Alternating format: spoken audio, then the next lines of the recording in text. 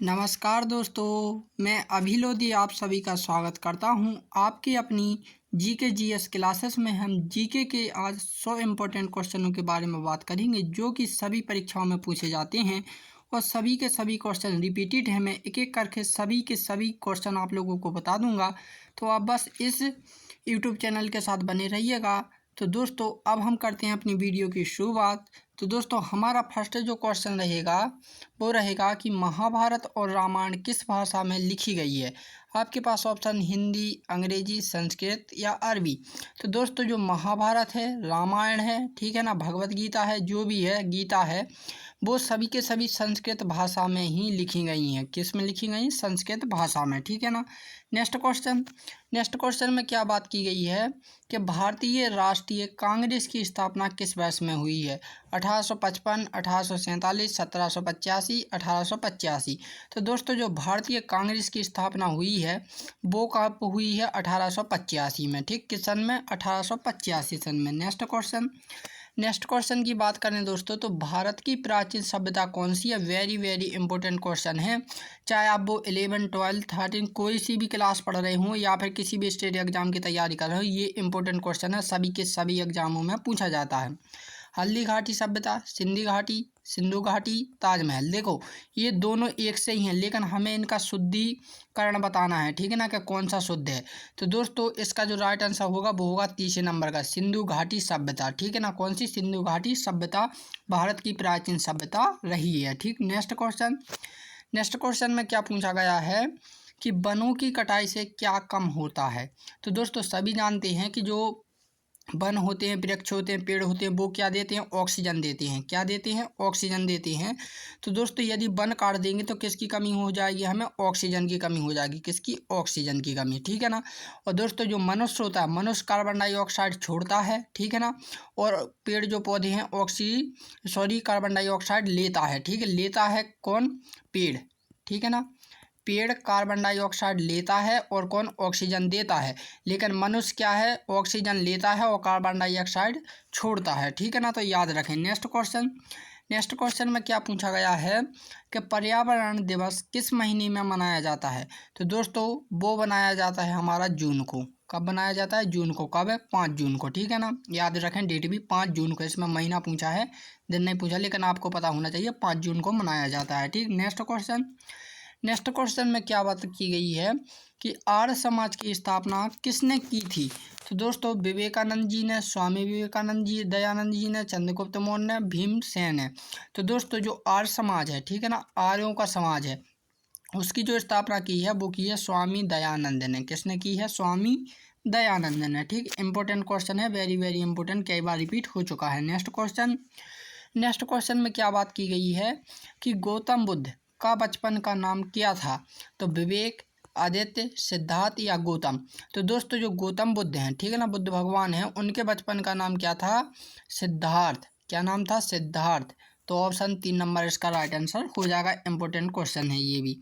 Next question क्या है कि भारत में सशस्त्र बलों का सर्वोच्च सेनापति कौन होता है। वेरी वेरी इंपॉर्टेंट क्वेश्चन है, 2023 एसएससी सीजीएल में पूछा जा चुका है और कई बार रिपीट भी हो चुका है, ठीक ना। टोटल 10 बार रिपीट हो चुका है ऑल स्टेट एग्जामों में, ठीक है ना। एक ही एग्जाम में नहीं, ऑल स्टेट एग्जाम में, ठीक है ना। तो उपराष्ट्रपति, आर्मी, राष्ट्रपति या प्रधानमंत्री। देखो भारत का राजा कौन होता है? प्रधानमंत्री होता है। लेकिन दोस्तों जो शस्त्र होते हैं, ठीक है ना, अस्त्र शस्त्र होते हैं, उनका अधिकार प्रधानमंत्री का नहीं होता है, ठीक है ना। वो केवल आदेश या फिर मिलजुल का काम करता है। लेकिन दोस्तों पूरा सशक्त बल किसके पास होता है? राष्ट्रपति। राष्ट्रपति के आदेश के बिना आप एक मिसाइल या एक भी बंदूक नहीं चला सकते, ठीक है ना। तो ऑप्शन तीसरा इसका राइट आंसर हो जाएगा, किसके बिना? राष्ट्रपति का बलों पर, किस पर होता है? सशस्त्र बलों पर होता है, ठीक है ना। यहाँ पर शस्त्र हैं, ठीक है ना। नेक्स्ट क्वेश्चन में क्या बात की गई है कि भारत में पहली रेल कहाँ से कहाँ तक चली। मुंबई से गोवा, गोवा से मुंबई, मुंबई से महाराष्ट्र और मुंबई से थाने। तो दोस्तों जो भारत में सबसे पहली जो रेल चली है वो मुंबई से थाने में चली है, ठीक है ना। कहाँ पर चली है? मुंबई से थाने में। यदि बात की जाए कि भारत में पहली बार मेट्रो ट्रेन कहाँ चलाई गई थी, तो वो चलाई गई थी कोलकाता में, ठीक है ना। याद रखें कोलकाता। क्या? मेट्रो, ठीक है ना। मेट्रो ट्रेन ये पहली रेल थी जो कि मुंबई से थाने चली है, ठीक है ना। और यदि मेट्रो की बात की जाए तो वो कोलकाता में चली थी। कहाँ पर चली थी? कोलकाता में, ठीक। नेक्स्ट क्वेश्चन की बात की जाए तो भारत में नदियों का मायका किस राज्य को कहा जाता है? तो देखो दोस्तों, भारत कुछ इस प्रकार से हैं, ठीक है ना। हम मान लेते हैं इस प्रकार से हैं, ठीक है। ये भारत है। तो दोस्तों जितनी भी नदियाँ जाती हैं ना वो ऐसी ऐसी आती हैं। कैसी कैसी? ऐसी, ठीक है ना। ऐसी जाती हैं, कहीं इस प्रकार से, कहीं इस साइड से। लेकिन दोस्तों जो बीच में है, ठीक है ना, बीच में यहाँ पर, तो यहाँ पर ये मध्य प्रदेश राज्य है, ठीक है ना। मध्य प्रदेश राज्य को नदियों का मायका कहा जाता है क्योंकि दोस्तों जितनी भी नदियाँ हैं वो मध्य प्रदेश में से होकर ही जाती हैं, ठीक है ना। कहीं से अगर नहीं जाती, कहीं से भी उत्पन्न हो, कहीं पर हो, उनका उद्गम हो, कहीं अस्त हो रही हो, लेकिन दोस्तों वो होकर कहाँ से जाएंगी? मध्य प्रदेश से होकर जाएंगी। तो दोस्तों ऑप्शन एक इसका राइट आंसर हो जाएगा। मध्य प्रदेश भारत की नदियों का क्या होता है? मायका होता है, ठीक। नेक्स्ट क्वेश्चन में क्या क्या बात की गई है कि सूर्योदय के देश के नाम से कौन सा देश प्रसिद्ध है? जो सूर्योदय होता है ना सुबह सुबह, तो कौन सा देश प्रसिद्ध है इसके नाम से भी हमें बताना है। भारत, नेपाल, चीन या जापान? तो दोस्तों कुछ बच्चे ने कहा भारत नहीं है दोस्तों, इसका राइट आंसर है जापान। जापान में सबसे पहले सूर्योदय होता है, वो भी सबसे निकट, ठीक है ना। नेक्स्ट क्वेश्चन की बात की जाए कि सौरमंडल का सबसे चमकीला ग्रह कौन सा है? तो देखो 1 2 3 4 5 6 7 8 और ये क्या है? सूर्य है, ठीक है ना। क्या है? ये सूर्य है। तो हमारे सौरमंडल में कितने ग्रह हैं? 8 ग्रह हैं, ठीक है ना। पहले नंबर पर क्या है दोस्तों? बुध है, ठीक है ना। फिर क्या है? शुक्र है। यदि बात की जाए आपसे कि सूर्य के अधिकतम निकट कौन सा है, तो आप कहोगे सर बुध है, ठीक है ना। ये भी इंपॉर्टेंट क्वेश्चन बनता है। और यदि बात की जाए कि सबसे गर्म ग्रह कौन सा है, तो दोस्तों बुध नहीं है, भले वो सूर्य के लगा है, लेकिन दोस्तों जो सबसे गर्म रहेगा वो रहेगा शुक्र ग्रह, ठीक है ना। अब शुक्र ग्रह जब दोस्तों ज़्यादा गर्म रहेगा तो वो चमकीला भी रहेगा। क्या रहेगा? चमकीला, ठीक है ना। तो चमकीला इसका राइट आंसर हो जाएगा क्या? शुक्र। तो ऑप्शन 2 इसका राइट आंसर हो जाएगा। यदि बात की जाए दोस्तों कि सबसे हल्का ग्रह, ठीक ना, यानी भार में, ठीक है ना, आकार में नहीं, भार में। यदि भार में बात की जाए दोस्तों कि भार में सबसे हल्का ग्रह कौन सा है, तो वो है शनि ग्रह, क्योंकि यहाँ पर दोस्तों तेजाब बरसती है, ठीक ना, पूरा का पूरा लिक्विड का बना होता है, इसलिए सबसे हल्का भार में क्या है? सबसे कम वजन शनि ग्रह का है, ठीक है ना। और दोस्तों यदि आकार में बात की जाए तो आकार में दूसरा सबसे बड़ा ग्रह है यही शनि ग्रह, ठीक है ना। सबसे पहले बृहस्पति है, तो उसके बाद क्या है? शनि ग्रह है, ठीक। नेक्स्ट क्वेश्चन में क्या पूछा गया है? दिल्ली भारत की राजधानी कब बनी थी?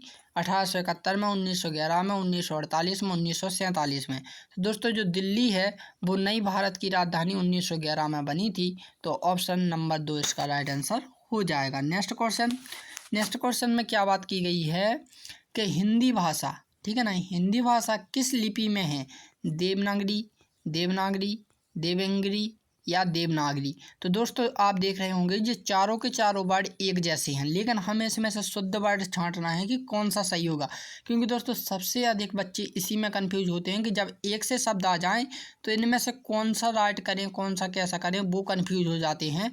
तो देखो इसका जो राइट आंसर है वो है देवनागरी। क्या है? देवनागरी, ठीक है ना। कौन सा है? देवनागरी हमारी क्या है? हिंदी भाषा की लिपि है, ठीक है। नेक्स्ट क्वेश्चन में क्या बात की गई है कि सौरमंडल का कौन सा ग्रह सूर्य के अधिकतम निकट है? तो बुध ग्रह, शुक्र ग्रह, शनि ग्रह, मंगल ग्रह। तो मैंने अभी हाल बताया था कि सूर्य के अधिकतम निकट कौन है? बुध ग्रह है, ठीक है ना। लेकिन बुध ग्रह जरूर है, लेकिन ये गर्म नहीं है, इसकी तुलना में शुक्र ग्रह सबसे अधिक गर्म हो माना जाता है, ठीक ना। इंपॉर्टेंट क्वेश्चन बनती हैं दोनों ही कि सूर्य के निकट कौन है?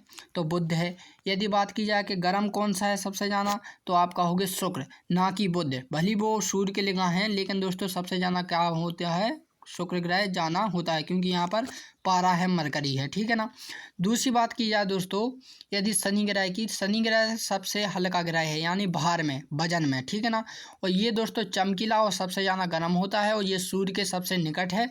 और मंगल ग्रह को दोस्तों हम लाल ग्रह के नाम से जानते हैं। तो चारों के चारों इंपॉर्टेंट क्वेश्चन है जो मैंने अभी हाल आपको बताए हुए हैं।